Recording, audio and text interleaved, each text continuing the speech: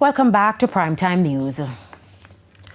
Something exciting is happening in St. Anne. A long-awaited promise is finally taking shape in the farming community of Alexandria, bringing renewed hope and a fresh wave of optimism for vendors and residents alike. 5 decades of waiting. Vendors and residents in Alexandria, St. Anne are celebrating what many are calling a long overdue breakthrough.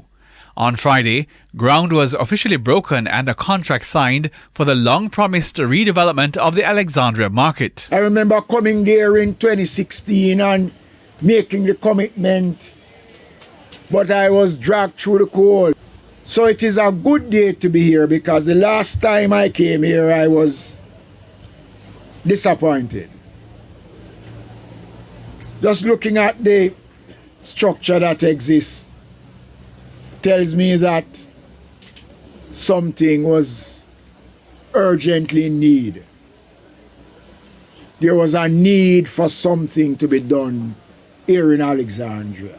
For more than 50 years, vendors have conducted business on the makeshift structures and along the roadside, exposed to the elements and lacking proper sanitation and storage facilities. Speaking at the official signing ceremony, Local Government Minister Desmond McKenzie noted that successive administrations had discussed the need for a modern market, but the project never moved beyond planning stages until now. So our work was not because we were looking a second or a third term. It was a part of a wider commitment that we made as a government in our manifesto to improve the social conditions in terms of infrastructure in many areas here in St. Anne. The new facility is expected to include covered vending areas, cold storage, sanitary conveniences, proper drainage, and designated loading zones, plus a small administrative office. And one of the things that we started when we did the Clarkstown market in Trelawney was to put in a transportation center.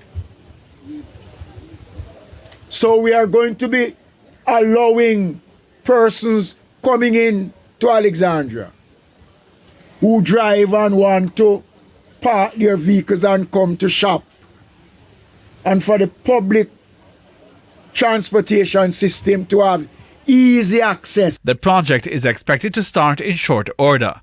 Halshane Burke, TVJ News.